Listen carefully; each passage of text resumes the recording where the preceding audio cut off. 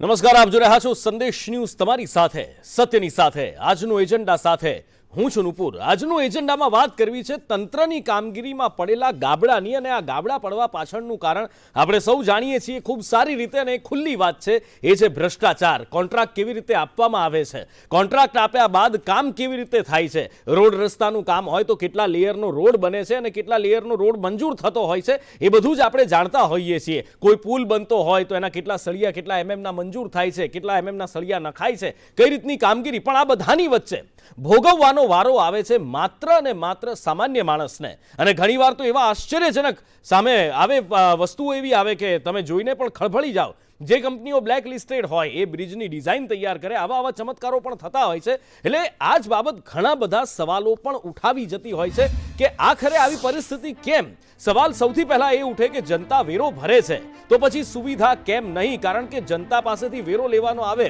ત્યારે તો જનતાનો કોલર પકડીને ટેક્સ કોઈ પણ કોર્પોરેશન હોય કે નગરપાલિકા છોડતી નથી। કામ સોંપી દીધા બાદ તંત્રની જાણે કોઈ જવાબદારી જ ના રહેતી હોય એ રીતનું વર્તન કરવામાં આવે છે। કેટલાય રોડ રસ્તા તમે જુઓ, એક લેયર વાગે, એક લેયર વાગે તૂટી જાય અને એક વરસાદ પણ ન જોઈ શકે। નબળી ગુણવત્તાનું કામ આખરે થાય છે કેમ અને કોના આશીર્વાદથી થાય છે એ સવાલ ઉઠે છે। કારણ કે આપણે જોઈએ છીએ ચોમાસા પહેલા જ રોડ બનાવવામાં આવે, ચોમાસા પછી તૂટી જાય, ફરી પાછું રિસર્ફેસિંગ કરવામાં આવે। એટલે શા માટે આવા કોન્ટ્રાક્ટર્સને કામ આપવામાં આવે છે કે જે ભ્રષ્ટાચાર કરે છે? પછી ગળા ફાડી ફાડીને કહેવામાં આવે બધાને બ્લેકલિસ્ટ કરીશું, કોઈને છોડીશું નહીં, પણ શું થાય છે આપણે જાણીએ છીએ। રાજકોટમાં જે આજે બ્રિજ ધરાશાયી થયો, બ્રિજનું જે કામ ચાલી રહ્યું હતું એનો એક પાર્ટ, એ ભાગ ધરાશાયી થયો, આની પહેલા અમદાવાદમાં પણ થયું હતું। આ બધા માટે જવાબદાર કોણ?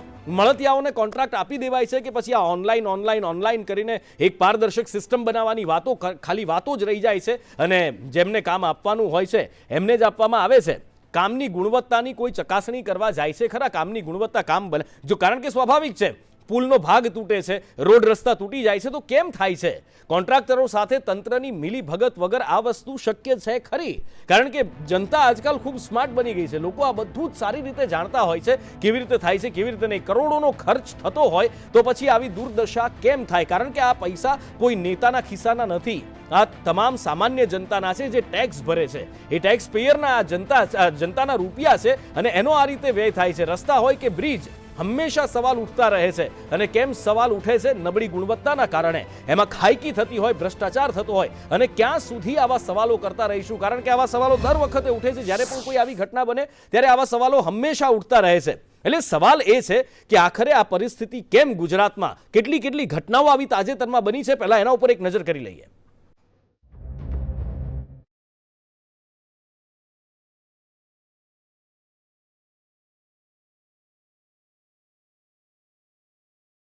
સરકાર કહે છે કે રાજ્ય વિકાસની રફતાર પર છે,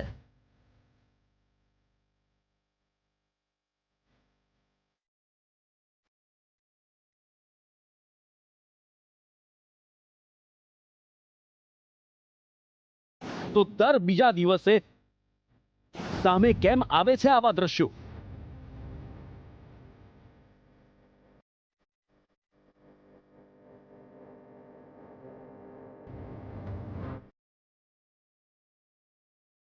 એક દિવસમાં કેમ બને છે ત્રણ ઘટનાઓ?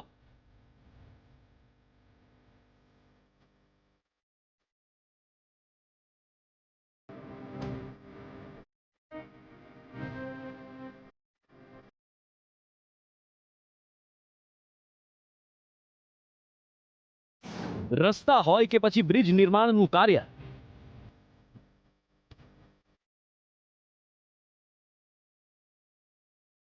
કોન્ટ્રાક્ટરો અને તંત્રની કામગીરી સામે કેમ ઉઠતા રહે છે પ્રશ્નો?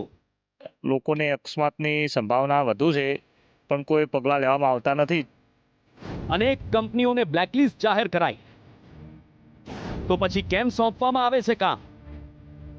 નબળી ગુણવત્તાનું કેમ થાય છે કામ?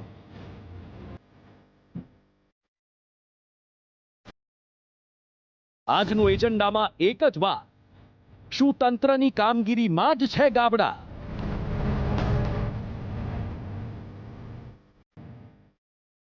આજ બાબતે જવાબ મેળવવાનો પ્રયત્ન કરીએ, ચર્ચા કરીએ, ને ચર્ચામાં ભારતીય જનતા પાર્ટીમાંથી અમારી સાથે જોડાયા છે ભૂષણભાઈ ભટ્ટ, કોંગ્રેસ પાર્ટી તરફથી ડોક્ટર હેમાંગ વસાવડા છે, સાથે જ રાજકીય વિશ્લેષક વાસુદેવભાઈ પટેલ છે અને મારા સહયોગી સંવાદદાતા મયુર સોની રાજકોટથી અમારી સાથે જોડાયા છે. સૌથી પહેલા તો મયુર પાસેથી જાણવાનો પ્રયત્ન કરીએ, આજે રાજકોટમાં જે ઘટના બની, મયુર, આ શું ઘટના હતી, કેવી રીતનું કામ ચાલી રહ્યું હતું અને જ્યારે આ તૂટ્યો આ બ્રિજનો ભાગ તો અંદરથી શું જોવા મળ્યું?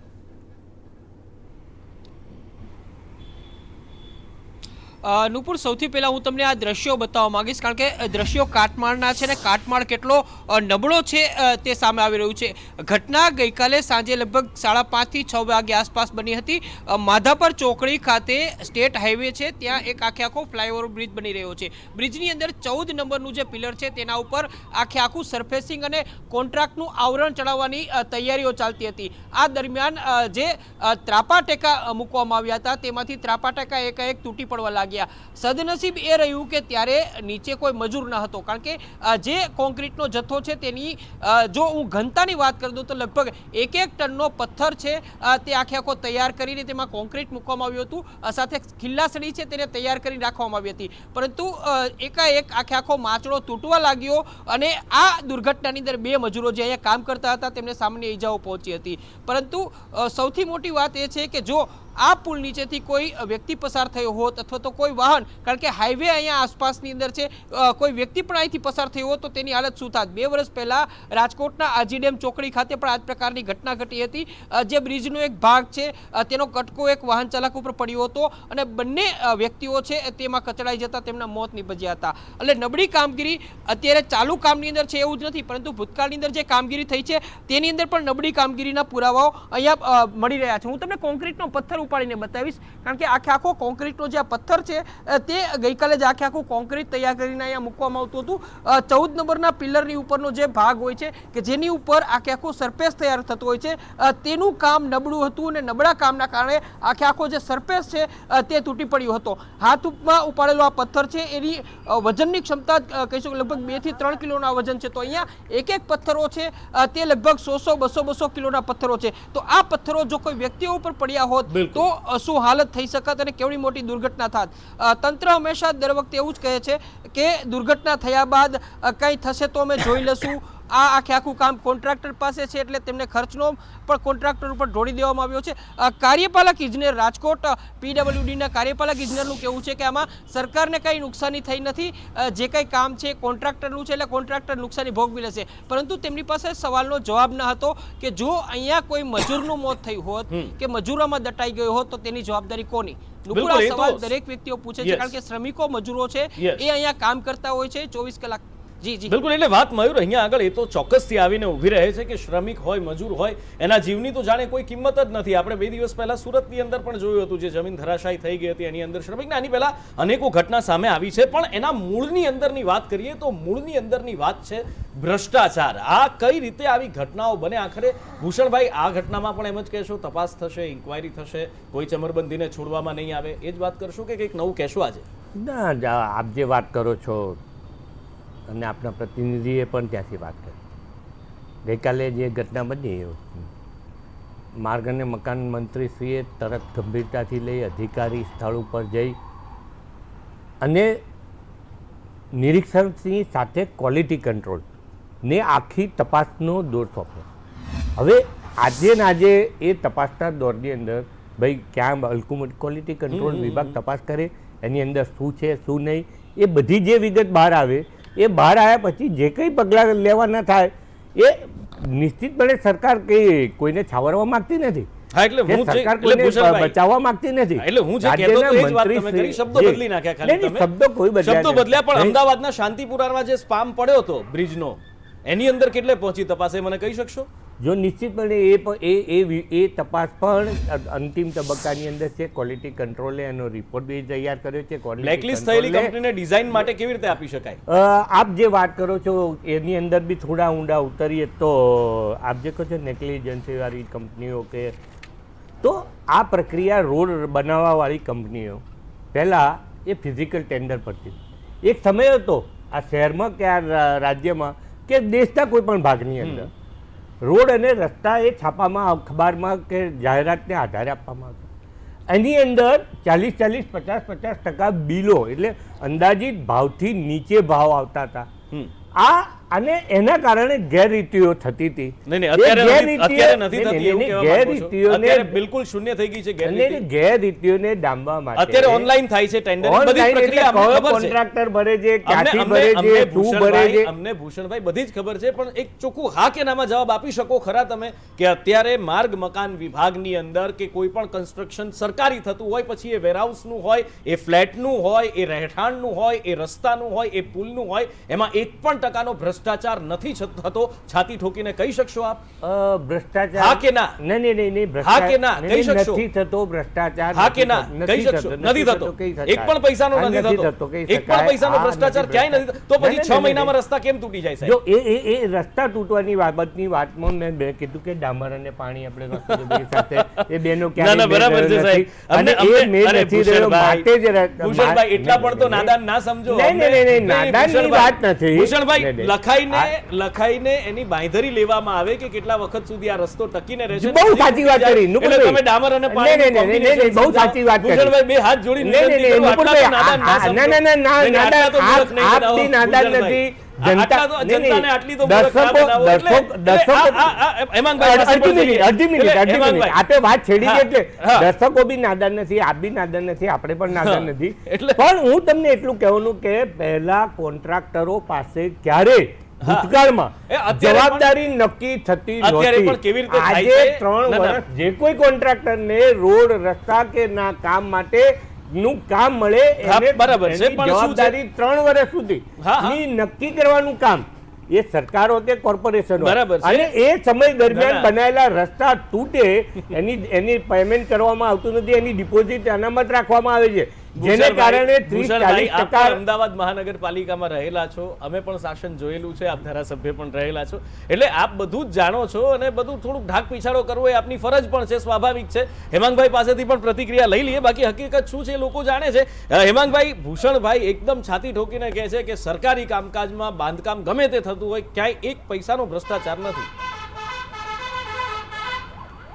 ભૂષણભાઈની વાત ગુજરાતની 6.5 કરોડની જનતાને કેટલો ગળે ઉતરશે એ હું સમજતો નથી.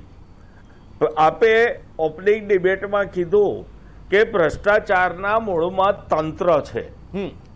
તંત્ર એટલે સરકાર પણ એમાં આવી જાય છે.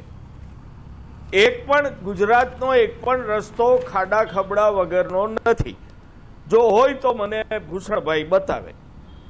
એમણે આખી ઝુંબેશ ચલાવી કમળ પાર્ટીએ કે ફોટા પાડો ને અમને મોકલો વોટ્સએપ ઉપર. એમના મિનિસ્ટરોએ આ ઝુંબેશ ચલાવી અને પછી એ ઝુંબેશનું સુરસુર્યું થયું. રાજકોટમાં 2 બનાવ બન્યા, એકમાં 2 વ્યક્તિનો ભોગ લેવાનો, Yes. બનેલા પુલની દીવાલ પડી અને નીચેથી પસાર થતા નિર્દોષ 2 વ્યક્તિના મૃત્યુ થયા. અને હેમાંગભાઈ એક મિનિટ આપને રોકવા માંગીશ, કારણ કે એ આજીના પુલવાળી ઘટના મને યાદ આવે છે, એટલે એ વખતનું પણ યાદ આવે છે જે ભૂષણભાઈ કહે છે ને કે જવાબદારી સ્વીકારાઈ, ના કરાયું તે કરાયું. એ દિવસે એ જે ઘટના બની એના લગભગ 15 દિવસ સુધી જવાબદારીની ટોપી ફરતી રહી કે નેશનલ હાઈવે ઓથોરિટીની જવાબદારી છે, રાજ્ય સરકારની જવાબદારી છે, તંત્રની, સ્થાનિક તંત્રની આ ટોપીઓ ફરતી રહી હતી 15 દિવસ સુધી. જો કદાચ આપને યાદ હોય તો જવાબદારી લેવા માટે પણ કોઈ જવાબદારી લેતું નથી. માછલીઓ નાની નાનીને ફસાવી અને જે કટ ખાઈ જાય છે, 20%ની આ સરકાર છે. દરેક કામમાંથી 20% ઉઘરાવાય છે એવી લોકવાયકા છે. આ 20%ની સરકાર માછલીઓને પકડાવી અને મગરમચ્છોને બચાવે છે. ગુજરાતના દર અઠવાડિયે એક નર્મદાની નહેરમાં ગાબડું પડે છે. Yes. દર અઠવાડિયે યસ નથી પડતું, દર અઠવાડિયે પડે છે ગાબડું.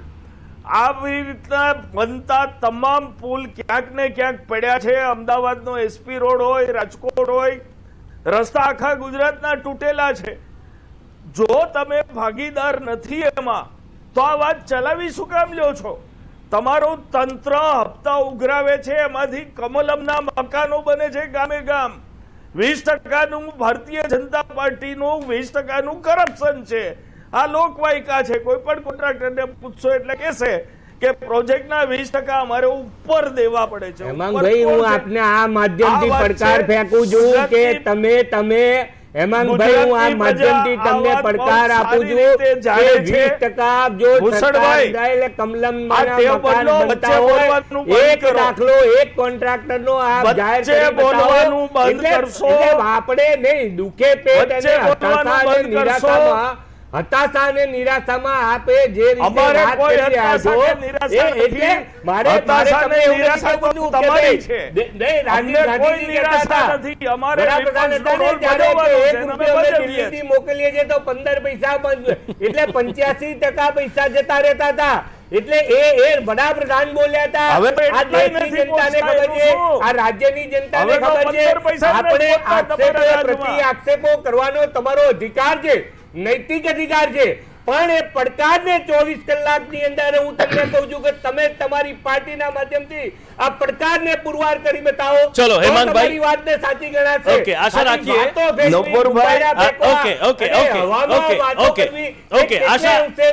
હેમાંગભાઈ, આશા રાખીએ કે જે પડકાર આપને આપવામાં આવ્યો છે એ આપ પૂરો કરશો અને 24 કલાક નહીં તો એક અઠવાડિયાની અંદર પણ કોઈક એવું આપ લાવીને એમના મોઢા ઉપર મારશો કે હા ભાઈ તો પુરાવો.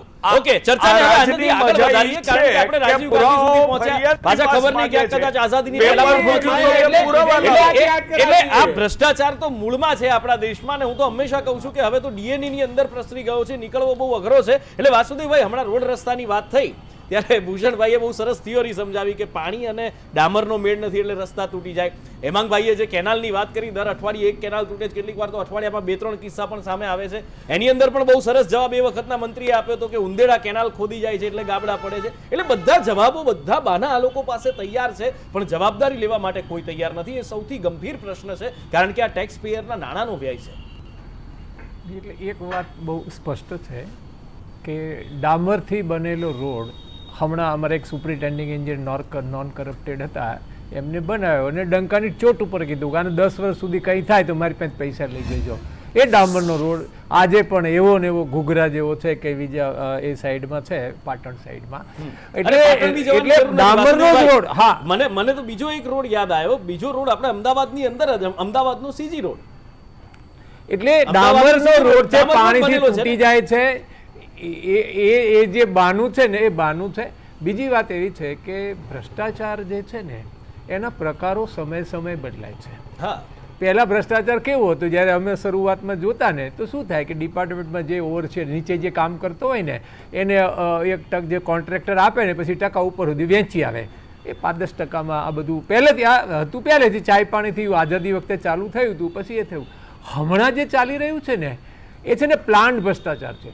10,000નો પ્રોજેક્ટ, 10,000 કરોડનો પ્રોજેક્ટ હોય ને તો પહેલાં 15,000નો એને બનાવવામાં આવે છે, પછી પહેલાં 5,000 કરોડ છે એને કેવી રીતે, એટલે એડવાન્સમાં એ નાણાં ચૂકવવા પડે અને એમાંથી કોને કેટલા 1,000 કરોડ આપવા, 500 કરોડ, 100 કરોડ, 200 કરોડ એ નાણાં વેચાય. એટલે એડવાન્સ, એટલે પ્લાન્ડ એડવાન્સ અને સેમલેસ, કોઈની હગા બાપની એમાં ક્યાંય શરમ રખાતી નથી. એવા પ્રકારના જે ભ્રષ્ટાચારો થઈ રહ્યા છે અને ભ્રષ્ટાચાર થાય છે એમાં કોઈ બે મત જ નથી. રહી વાત હવે ભ્રષ્ટાચાર જે થાય છે, આ તો તમે મને બ્રિજ પડેલો બતાવ્યો છે સાહેબ. 128 ધાંગધ્રા ડિવિઝનમાં 128 કરોડનું કામ કર્યા વગરનું પેમેન્ટ થયું અને એની રિકવરી 2 વર્ષથી ચાલે છે. એક વણોદનો સરપંચ છે, એડવોકેટ છે, ઇકબાલ નામ છે એનું, સાહેબ 12 વર્ષથી એ માણસ, મતલબ 2 વર્ષથી 12 કરોડ રૂપિયા એ જવાબ પણ દેતો નથી, એની ઉપર એફઆઈ પણ થઈ નથી. એટલે તમે તંત્રોની નગરોળતા તો જુઓ કે જેને કરી નાખ્યું અને એમણે કામ કર્યા વગર પાઇપલાઇન, અંડરગ્રાઉન્ડ પાઇપલાઇન નાખ્યા વગર અને રિકવરી થઈ બાકીની હજુ 30 કરોડ બાકી છે. 12 કરોડ તો એક જ વ્યક્તિના છે.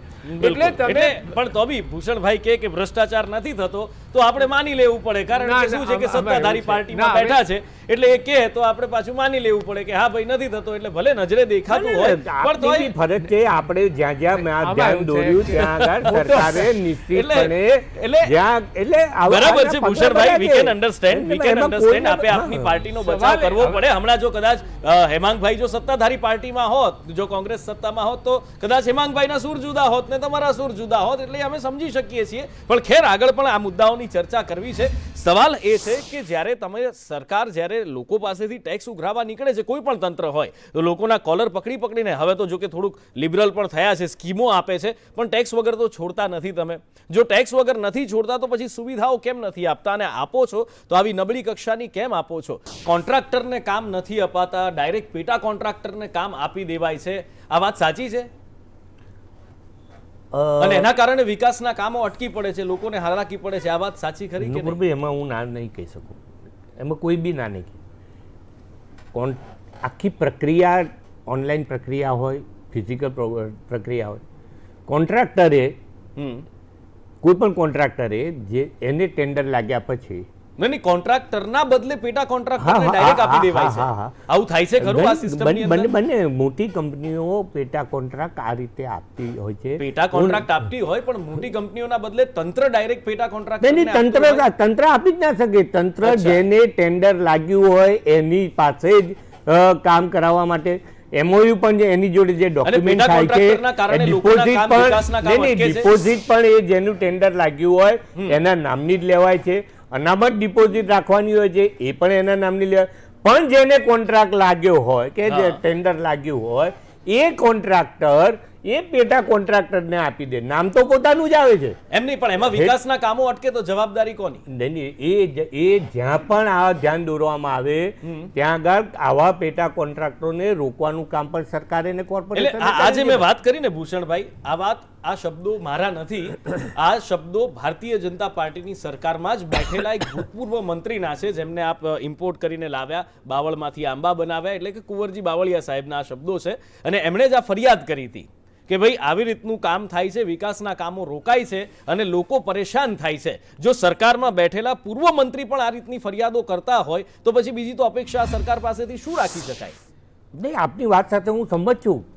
એ મંત્રી તરીકે એમને વાત કરી એ નહીં, પૂર્વ મંત્રી, અત્યારે તો મંત્રી નથી, તો તમે આખી સરકાર બદલી નાખી. હું ક્યાં ના હું એ પણ ના નથી પાડતો, પણ જે કોન્ટ્રાક્ટરને પેમેન્ટ ટેન્ડર લાગ્યું હોય એના ડિપોઝિટ, એની અનામત, તમે વાત કરી, પણ મારો પ્રશ્ન સમજો, તમે મારો પ્રશ્ન સમજો.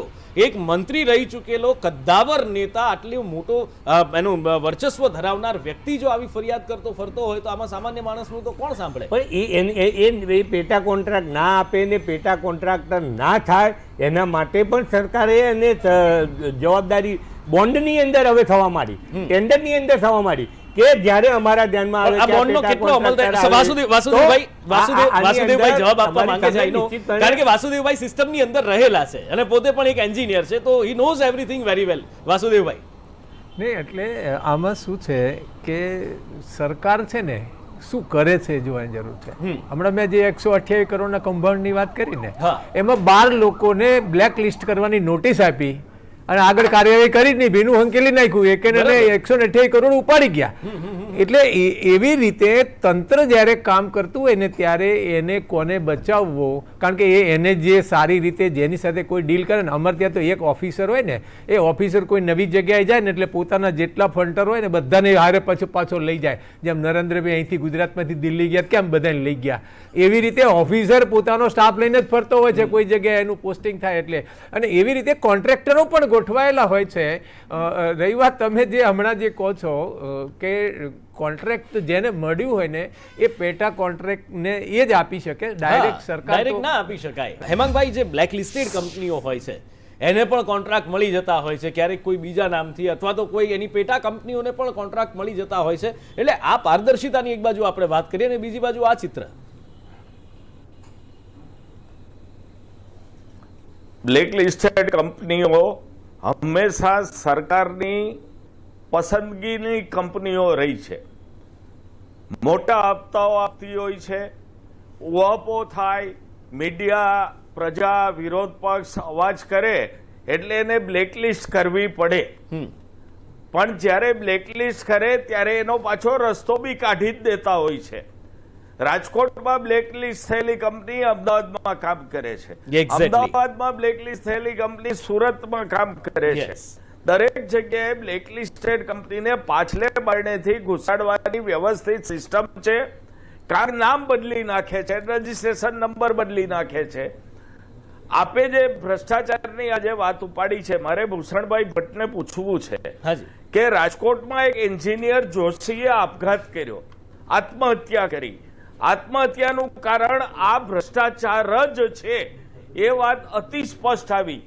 2 કંપનીના માણસને પકડવામાં આવ્યા, જે માછલીઓ નાની નાની, પણ જે દબાણ કરતા હતા, કામ થયા વગર પૈસા મંજૂર કરવા, બિલમાં સહી કરવા દબાવતા હતા, એ અધિકારી કે પદાધિકારી સુધી હજી સુધી પોલીસ પહોંચી નથી. મને નવાઈ લાગે છે નુપુરભાઈ કે 25 વર્ષથી જ ગુજરાતમાં પાણી પડે છે અને ડામરના રોડ થાય છે, અને બાકીની દુનિયામાં વરસાદ નથી પડતો ને ડામરના રોડે નથી થતા. ગુજરાતમાં જ ખાલી પાણી પડે છે.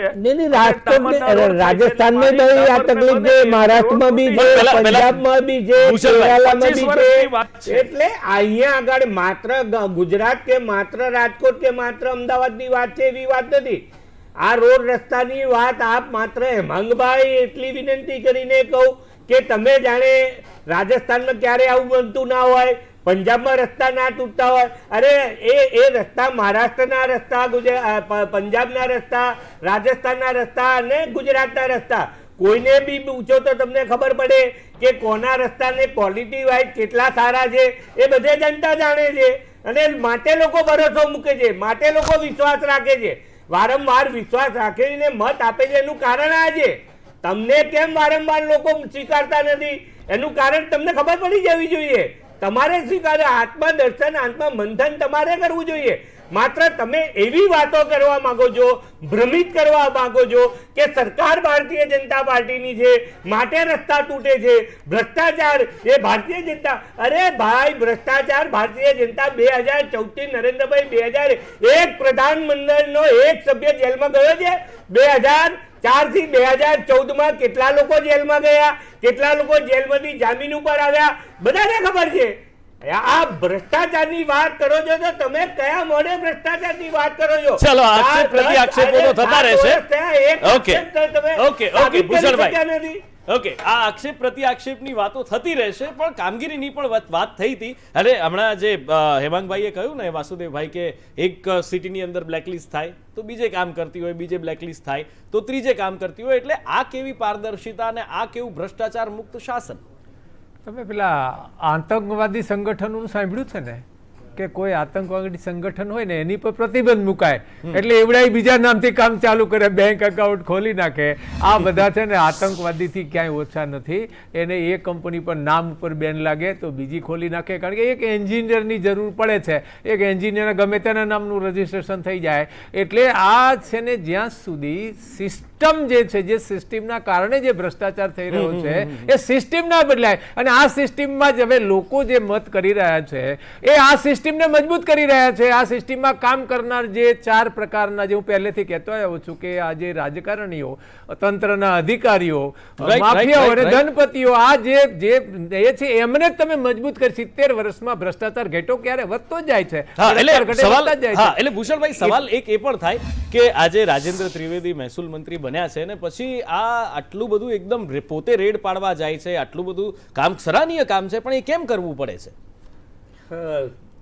નુપુરભાઈ, આપ જે વાત કરો છો, સાચા અર્થની અંદર 2 વાત છે જેને નકારાત્મક રાજનીતિ કરવાનો સ્વભાવ થઈ ગયો છે. નહીં, હું તો કોઈ સિમ્પલ સવાલ પૂછું છું. મેં તો તમારી સરકારમાં એમને સીધો જવાબ જોઈએ, ગોળ ફેરવીને નથી જોઈતો. નહીં, કોઈ અલંકૃતિક જવાબ નથી જોઈતો. રાજ્યના આરોગ્ય મંત્રી સિવિલની મુલાકાત લે તો એમ કે કેમ લે, જો મેં તો ના લે તો જો નહીં ભૂષણભાઈ, મેં તો બહુ સકારાત્મક રીતે વાત કરી. મેં બહુ સકારાત્મક રીતે વાત કરી કે આજે રાજેન્દ્રભાઈ કામ કરે છે, એ આ બધી ઓફિસોમાં રેડ પાડે છે. કેમ કેવું પડે છે એનો જવાબ તો આપો. એનાથી કેમ કરવું પડે છે એનો જવાબ આપો. એનાથી ભૂષણભાઈ જે શિથિલતા હતી એ શિથિલતા દૂર થઈ કે ના થઈ? ક્યાંક રજૂઆત મળી, ક્યાંક ફરિયાદ મળી. હા, તો એ એ ફરિયાદને કેવી રીતે નિકાલ કરવો એનું ફરિયાદ ઉપર જ આવું હતું કે પૂર્વ મુખ્યમંત્રીના જ શબ્દો હતા ને. આપ જે ભ્રષ્ટાચાર મુક્ત શાસનની વાત કરો છો, તો વિજયભાઈ રૂપાણી જ્યારે મુખ્યમંત્રી હતા ત્યારે જ એમણે કહ્યું હતું, ભલે પછી ફેરવી તોડ્યું હોય, પણ એકવાર તો એમનાથી આમ ન રહેવાયું તો બિચારા બોલી ગયા હતા કે ભાઈ સૌથી વધુ ભ્રષ્ટ હોય તો મહેસૂલ વિભાગ ને એના પછી કોઈ ભ્રષ્ટ હોય તો ગૃહ વિભાગ. ગુજરાતમાં ખુદ મુખ્યમંત્રીના શબ્દો હતા. એટલે ખેર આપણે આ બધું ભ્રષ્ટાચાર ને આ બધું તો દાવાઓ બધા થતા રહેવાના, પણ એની સામે એવી ઘટનાઓ સામે આવી છે કે જ્યાં સ્વીકૃતિ પણ કરવામાં આવી છે, અને એ પણ ટોચ લેવલે બેઠેલા વ્યક્તિ દ્વારા. પણ કાર્યવાહીની જે વાત કરવામાં આવે છે, એ મયુર પાસે મારે આવું છે. મયુર, આની કાર્યવાહી કરવામાં આવશે, કહેવામાં આવશે કોઈને નહીં છોડીએ, આ તે બધી વાતો થશે, પણ જે આજી ચોકડીએ જે બ્રિજ પડ્યો તો 2 વ્યક્તિના એમાં મૃત્યુ થયા હતા, એની કામગીરી કેટલે પહોંચી? એમાં કોઈ મગરમચ્છ હાથમાં આવ્યા છે કે પછી એમાં પણ ચમરબંધીઓને હજી છોડવામાં નહીં આવે એ જ રાગ ગવાય છે? નુપુર, 2 વર્ષ પહેલાની એ દુર્ઘટના હજુ પણ એમની એમ જ છે. 2 વ્યક્તિઓના મોત થયા છે. એફઆઈઆર દાખલ પણ લગભગ 6 મહિના પછી થઈ હતી. જે પ્રકારે આખી ઘટનાનું ફીંડલું વાળી દેવામાં આવ્યું હતું. સૌથી પહેલા એવું કહેવામાં આવ્યું હતું કે આખો મામલો અમારો છે જ નહીં, આ નેશનલ હાઈવેનો છે, બ્રિજ તેમને બનાવ્યો હતો. પરંતુ જ્યારે આખી તપાસ કરવામાં આવી ત્યારે સ્ટેટ, નેશનલ અને કોર્પોરેશન આ ત્રણેયની ભૂમિકા નક્કી થઈ ગઈ હતી, કારણ કે ઉદ્ઘાટન કરવા તો તમામ લોકો પહોંચ્યા હતા. ત્યારબાદ આખો મામલો કોન્ટ્રાક્ટર ઉપર નાખી દેવામાં આવ્યો કે તેમની જવાબદારી હતી, તેમને તમામ વસ્તુ કરવાની હતી.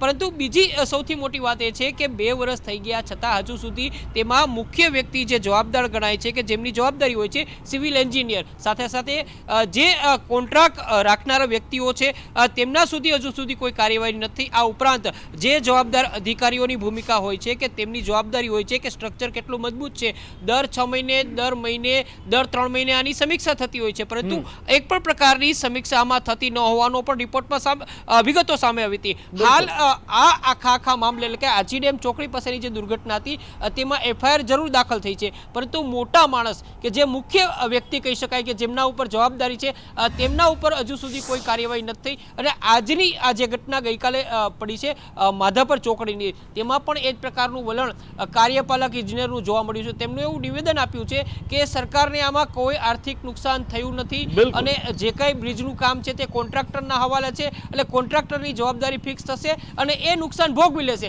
પરંતુ કાર્યપાલક ઇજનેર કે પછી મંત્રી કે પછી એની સાથેના લોકો એ જવાબ નથી દઈ શકતા કે જો આમાં કોઈ વ્યક્તિને કંઈ શારીરિક નુકસાન પહોંચ્યું હોત, કોઈ શ્રમિકનો જીવ ગયો હોત, તો તેના માટે જવાબદાર કોણ? શું એટલે વાત છે કે તેમનો જીવ પાછો આવી જાય છે? કારણ કે જે 2 વ્યક્તિના બિલકુલ, એટલે એ જ વાત છે કે 2 વ્યક્તિના આજી ડેમની દુર્ઘટનામાં જે મૃત્યુ થયા હતા, આમ તો દુર્ઘટના કરતા એને બેદરકારી કહીએ તો વધારે સારું છે. હજી સુધી ભૂષણભાઈ 2 વર્ષ સુધી હજી કોઈ મોટા માથા સુધી હાથ નથી પહોંચ્યો. આ જ છે તમારી ગતિશીલ સરકાર? નુપુરભાઈ, આપ જે વાત કરી, મયુરભાઈ જે વાત કરી કે રસ્તાની વાત કરી, તો 4 પ્રકારની વાત છે એમાં. કોર્પોરેશનનો, અમદાવાદની કોર્પોરેશનમાં રસ્તા બનતો હોય તો કોર્પોરેશન હસ્તક હોય. એમાં અમદાવાદ કોર્પોરેશનની લિમિટ બહાર જ્યાં રસ્તા હોય તો ઉડાન બી આવે, સ્ટેટ હાઈવે પણ આવે અને નેશનલ હાઈવે. આ કેટલાક રસ્તાઓ, દાખલા તરીકે હું તમને આજે વાત કરું કે આ સરખેજ ગાંધીનગર ચિલોડા નેશનલ હાઈવે હમણાં 44 કિલોમીટરનો બન્યો. પણ વાત એ નથી મારી, તમે છે ને ટેકનિકલમાં તમે સમજાવો છો ને ભૂષણભાઈ, એમાં કોઈને ખબર બી નથી પડતી, એમાં કોઈને રસ નથી. સીધી વસ્તુ છે કે જે જવાબદાર હતા એમના સુધી હજી સુધી, એમના કોલર સુધી આ પોલીસનો કે આ સરકારનો કે આ તંત્રનો હાથ નથી પહોંચી શક્યો. તો આ તમારી કઈ ગતિશીલ સરકાર, આ તમારી કઈ ભ્રષ્ટાચાર લાંબા વાળી સરકાર? આ સીધો લોકોનો સવાલ અહીંયા આવીને ઉભો રહે છે, એનો જવાબ આપો. ખૂબ સાચી વાત છે. આજે 2 વર્ષ પછી પણ નથી થયું. એફઆઈઆર નોંધાતા 6 મહિના થઈ જાય છે. આ કઈ તમે આ ભ્રષ્ટાચાર આ દેશની અંદર આપણા બંધારણની મુજબ ન્યાયિક પ્રક્રિયા માટે એફઆઈઆર દાખલ થયા પછી કોર્ટમાં જાય અને હવે કોર્ટ નક્કી કરે. હવે કોર્ટ નક્કી કરે.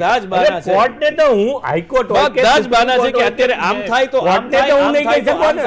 સાહેબ, તમારે કામગીરી કરવી હોય ને, તમે જો તમારે કામગીરી કરવી હોય તો તમે 1 મહિનાની અંદર પણ કામગીરી કરી શકો. વાસુદેવભાઈ, દાખલા છે કે નથી?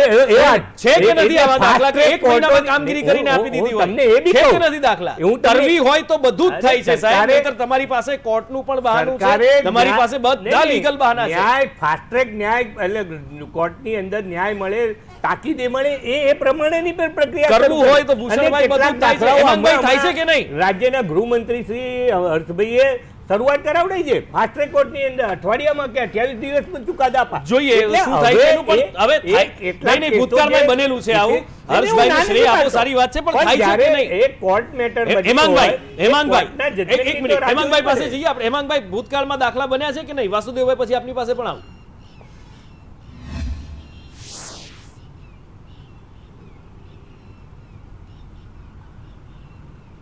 હા હેમાંગભાઈ, મારો અવાજ આવે છે? પોલીસનો શું રોલ, પોલીસનો રોલ પછી જે મેટર કોર્ટમાં જાય, આ આખી વાત ગ્રાહી જઈને એમ કે છે કે હવે એફઆઈઆર પોલીસે કોર્ટમાં આપી દીધી, હવે કોર્ટે જે કરવું એ કરે. મુદ્દો એ છે કે મગરમચ્છો નથી પકડ્યા એ વાત આપણે કરીએ છીએ. એનો તો આપ જવાબ જ કરી ગયા છો. 2 નાના માણસો ઉપર એફઆઈઆર થઈ ગઈ, 2 વ્યક્તિના મૃત્યુ થયા છે, આટલી ગંભીર બાબત છે. કોઈ પણ અધિકારી કે કોઈ પણ એન્જિનિયર કે કોન્ટ્રાક્ટર લગી પોલીસ પહોંચી નહીં. એફઆઈઆર કોને બનાવવાની છે? કોર્ટે. આરોપીઓને કોર્ટે પકડવાના છે. વાહ મુસળભાઈ વાહ. અરે શું સરસ હેમંતભાઈ, મજાની સજાના વાત કરો કોર્ટે છો. એફઆઈઆર નથી બનાવવાની, પોલીસે બનાવવાની છે. પોલીસે બનાવેલી એફઆઈઆર કે ચાર્જશીટ જે છે એ તમે મંગાવીને એમાં ક્યાંક તમને જો શંકા કુશંકા લાગતી હોય તો આપનો પણ અધિકાર બને છે. આજે દિન સુધી આપ કેમ નથી બોલ્યા? આપ કેમ નથી બોલતા? મારો કહેવાનો મતલબ એટલે છે કે કોર્ટે જ્યારે ચાર્જ ફ્રેમ કર્યો હોય, કોર્ટની અંદર જ્યારે કેસ પેન્ડિંગ છે, એફઆઈઆર દાખલ થઈ ગઈ છે, ચાર્જશીટ દાખલ થઈ ગઈ છે, કેસ ચાલવા ઉપર છે, તમને આ દેશની કે આ રાજ્યની કોર્ટો ઉપર પણ ભરોસો નથી? તમને ક્યાંય ન્યાયતંત્ર ઉપર ભરોસો? તો તમને ભરોસો કોના ઉપર છે એ તો વાત કરો. તમે ભરોસો કોના ઉપર રાખીને બેઠા છો એ તો વાત કરો. જનતા ઉપર ભરોસો નહીં, ન્યાયપાલિકા ઉપર ભરોસો નહીં, સરકાર ઉપર ભરોસો નહીં, ક્યાં સુધી નકારાત્મક રાજ્ય. અરે હેમાંગભાઈ, મારે તમને કહેવું પડે, ના છૂટકે કહેવું પડે કે તમે જ્યારે સત્તામાં હતા ત્યારે દમનની રાજનીતિ કરતા હતા. આજે તમે સત્તામાં નથી ત્યારે ભૂષણભાઈ, દમનની 30 રાજનીતિ કરો છો. વર્ષ હવે પાછળ બંધ કરો તમે. 30 વર્ષ પાછળ આપણે જતા રહ્યા. નહીં, નહીં, 30 હું વર્ષની એવું અંદર 20 શું વર્ષની ચાલે વાત છે, નથી કેવું કરતો. ચાલે છે, જે આપણે વર્તમાનમાં જીવતા ટેકનિકની વાત નહીં કરે નહીં છે, વર્તમાનમાં માટે જીવતા મારે ક્યારે કહેવું પડે શીખીશું? છે. જે પાર્ટીની 25 વર્ષની સરકાર હોય એ 30 વર્ષ પહેલાનો ઇતિહાસ નહીં, ગણાવે. નહીં, એટલે ઇતિહાસ નથી કીધું મેં. એ રાજીવ ગાંધી એવું વખતની નથી વાત કીધું. કરે એટલે આ એવું બધી નથી નહીં, કીધું આક્ષેપ મેં. પ્રતિ આક્ષેપ મેં- નહીં. કારણ કે આપ સિસ્ટમનો હિસ્સો રહી ચૂકેલા છો, એન્જિનિયર છો, તો તમે દરેક વસ્તુ બહુ સારી રીતે સમજો છો, આપે જોઈ છે. એટલે આ જે કોઈ પણ ધારો કે રસ્તો બને છે કે પુલ બને છે, એનું લોકાર્પણ, ઉદ્ઘાટન જે પણ થતું હોય એની પહેલા ક્વોલિટી ચેક થતી હોય અને પછી જ એને લોકોના ઉપયોગ માટે મૂકવામાં આવતું હોય છે. પણ એ ક્વોલિટી ચેક થયા પછી પણ જો 6 મહિનામાં તૂટી જાય તો પછી એ ચેક કરવા વાળો વ્યક્તિ કોણ, એ શું, કેવી રીતે ચેક કરે છે, અને ઓફિસમાંથી કોઈ દિવસ બહાર નીકળ્યો છે કે કેમ, એ પણ સવાલો ઊભા થાય ને. ના, એટલે આ જે વર્ક જ્યારે ચાલુ હોય ને તે ચાલુ વર્ક વખતે આ બધી ક્વોલિટીના સેમ્પલ લેવાતા હોય છે, એ લેબોરેટરીમાં જઈને ચેક થતા હોય છે, પણ બધી જગ્યાએ એડજસ્ટમેન્ટ હોય છે. એમણે જે હમણાં તમે ભંગાર બતાવ્યો ને રાજકોટનું, સાહેબ એ કોન્ક્રીટ આવી રીતે તૂટે જ નહીં જો એને સ્પેસિફિકેશન, એક પણ સેમ્પલ એનું ફેલ થયું નથી એવું એમને કીધું. એનો અર્થ શું થયો કે ક્વોલિટીનું કામ જે જોઈ રહ્યા છે એ પણ એને આનું કારણ એવું છે કે એક જ ડિપાર્ટમેન્ટ છે, એ ડિપાર્ટમેન્ટમાં એક જણ કામ કરાવે છે, એક જણ ક્વોલિટી ચેક કરે છે, એક જણ પૈસા ચૂકવે છે, અને ઓલા કોન્ટ્રાક્ટરો છે એ કામ કરે છે. હવે અમારે તો ત્યાં નર્મદામાં તો શું છે કે આપણે હમણાં જે વાત કરી ને સબલેટ વાળાને કે પેટા કોન્ટ્રાક્ટ જે આપે છે એની મનાઈ છે, તો પણ બધા પેટા કોન્ટ્રાક્ટમાં જ કામ થઈ રહ્યા છે. કોણ રોકે છે? કોઈ રોકવા વાળું નથી. કારણ રોકે, માની લો કે નથી રોકતા તો રોકવા જોઈએ, નથી રોકતા તો એને સજા નથી, એટલે એને એકાઉન્ટેબિલિટી કહેવાય. જવાબદેહી વગરનું જે તંત્ર છે, તંત્રમાં બેઠેલાની કોઈ ક્યાંય જવાબદારી બનતી નથી, એટલે આ ભ્રષ્ટાચાર ચાલે છે. જે દિવસે વ્યવસ્થાઓમાં જવાબદેહીતા આવશે કે બ્રિજ તૂટો તો એક્શનને ગાળ દો, ફાંસી ચડાવી દો, અને વાત પૂરી થઈ જાય, તો એને તેની જવાબદારી થાય. બાકી એની જવાબદારી બનતી નથી. માણસ મરે તો જવાબદારી બને છે, બ્રિજ તૂટી જાય એમાં એની કોઈ જવાબદારી નથી બનતી. એટલે આ આખું જે જવાબદેહીતા વગરનું જે તંત્ર છે એને કારણ, બાકી તંત્રમાં વ્યવસ્થાઓ બધી જ છે, પણ વ્યવસ્થા પ્રમાણે ચાલવું તો જોઈએ ને, ના ચાલે એની સજા થતી નથી, એની આ સમસ્યા છે. બિલકુલ. ભૂષણભાઈ, આનો કોઈ જવાબ ખરો આપની પાસે? ના, જે વાસુદેવભાઈએ કીધું કે ભાઈ તંત્ર પાસે કોઈ શિથિલતા નથી, કોઈ વ્યવસ્થા નથી. જ્યાં જ્યાં તંત્ર જે વાત કરી, આઉટસોર્સિંગમાં પહેલાં જે રીતે કોન્ટ્રાક્ટર, પેટા કોન્ટ્રાક્ટર, હવે મેં કીધું એ પ્રમાણે અગાઉ બી કીધું, ફરી વાર વાત થાય કે પેટા કોન્ટ્રાક્ટની પ્રથા એ બંધ થાય એ દિશામાં સરકારે ચલો, અને એ તો કોર્પોરેશને થશે ત્યારે થશે, એ તો જોઈ અને જશે. વ્યવસ્થા તંત્રની ક્વોલિટી કંટ્રોલનો વિભાગ. રોકું એક મિનિટ, નર્મદામાં બંધ છે તો પણ કામ થાય છે થાય છે. કોન્ટ્રાક્ટ, એનું શું? અરે હું એ જ કહેવા માંગુ છું, એ કોન્ટ્રાક્ટ તમે જ્યાં જ્યાં આપણને ખબર પડે ત્યાં આગળ તંત્રનું ધ્યાન દોરવું જોઈએ. પણ એમ નહીં, અમારે જ તંત્રને બધું ધ્યાન દોરવાનું. પછી એમ નહીં, ના એમ નહીં, થાય. કુશળભાઈ, એક વસ્તુ મને સમજાવો. અમારે અમારા કામ ધંધે જવું, અમારા ઘરના બે છેડા ભેગા કરવા, કે આ તંત્રના ધ્યાન દોરતા ફરવું? નહીં, નહીં, તંત્ર પોતે ધ્યાન રાખીને નહીં, વ્યવસ્થા નહીં, ના ગોઠવી નહીં, શકે. નહીં, આપ આજે નહીં, સામાન્ય એટલે- માણસ આ બધું કરતો નહીં, ફરે, નહીં, પોતાના ઘરનું જોવે. એક તો નહીં, નહીં, મોંઘવારી તમારી સરકારે અને એટલી વધારી દીધી છે, હવે- બે ટાઈમ લોકોને ખાવા નથી મળતું, નહીં, નહીં, લોકોના લોકો- છોકરાઓને દૂધ નથી મળતું, અને પાછા તમારા તંત્રનું ધ્યાન નહીં, નહીં, આ દોરવા એટલે- આ લોકોમાં તો એટલી વિચારો તો ખરા, જાગૃત- તમે નહીં, શું બોલો એટલી- છો? લોકોમાં એટલી જાગૃતતા આવી છે અને સોશિયલ મીડિયાના અરે માધ્યમથી કરે છે લોકો, ખૂબ પણ તમે જાગૃતતા આવી ત્યારના છે. ચર્ચા અને શરૂ એ થઈ ત્યારથી તમે એમ જાગૃતતાને કહો છો કારણે કે તંત્રનું ધ્યાન દોરો, નહીં, નહીં, તંત્રનું, તો તમારું નહીં, નહીં, તંત્ર આંધળું બેરું છે, નહીં, નહીં, નથી એ- દેખાતું એને. એ જાગૃતતાને કારણે અનેકવિધ પગલાઓ, આ જાગૃતતા પહેલા આવી ડિબેટો થતી નથી, પહેલા આવી ચર્ચાઓ નહોતી થતી. અરે પહેલા પણ થતી હતી. અમે- એટલે અમે પહેલા હંમેશાથી માત્ર ધ્યાન અખબાર દોરતા હતું. આવ્યા છીએ. અખબારમાં એટલે એક તમે દિવસ ધ્યાન દોરો, આવે. તંત્ર, તમારું તંત્ર બરાબર? આંધળું પણ બેરું છે. હવે એમ નહીં ભૂષણભાઈ, એક તમારા તંત્રની અંદર એ વ્યવસ્થા નથી કે એને ખબર પડે કેવી રીતના શું થાય છે શું નહીં, એને રોકી શકે. જ્યારે કોઈ તમારું ધ્યાન શું કામ દોરી જાય? નહીં નહીં નહીં નહીં, ધ્યાન તો આટલું મોટા 6.5 કરોડની વસ્તી હોય, ગુજરાતની વસ્તી હોય, એ 18,000 ગામડા હોય ને ક્યાંક નાની ઘટના બની હોય, દુર્ઘટના નાની બની નહીં હોય, સાહેબ, મોટી મોટી તો બધી એક તંત્રને સરખી ક્યારે ખબર ઘટનાઓ બને પડે છે. પણ ખેર, કે કચ્છના છેવાડાના ગામમાં કઈ દુર્ઘટના બની હોય તો એ અહીંયા સાહેબ, આવતા ફરિયાદોના વાદળની થપ્પા આટલા વાત થઈને છે. પડ્યા રહે છે, એટલે કોઈ જોવા વાળું નથી, ને તંત્રનું ધ્યાન દોરો, તંત્ર એવી કરશે. એવી એટલે એવી આ જટિલતા બધા નથી જાણે તંત્રમાં. છે, આ જાણે એવું છે ભૂષણભાઈ. જાડી ચામડીનું તંત્ર પણ નથી. અરે અને આ તો હું કહું છું એનાથી વધારે જાડી ચામડીનું છે, એવું લોકો કહે છે, હું નથી કહેતો. હું તો લોકો વચ્ચે જઉં છું ને લોકો કહે છે અને લોકો નહીં નહીં કે લોકો કોઈ અસર નથી થતી આ અરે, સરકારને, આ તંત્રને. તમે ગમે તે કહો. નહીં, તો સાહેબ, આ પેટ્રોલના ભાવ હવે તમે મને લાગે કદાચ ડિસેમ્બર સુધી રાહ જોશો, પાછા 70 લાવી દેશો. જો અસર થતી હોત ને તો આ પેટ્રોલ ડીઝલના ભાવ સાહેબ 60 રૂપિયા લાવી દીધા હોત આ સરકારે. કારણ કે લોકોની મોંઘવારી જોવાતી નથી એવું તમે કહેશો નહીં.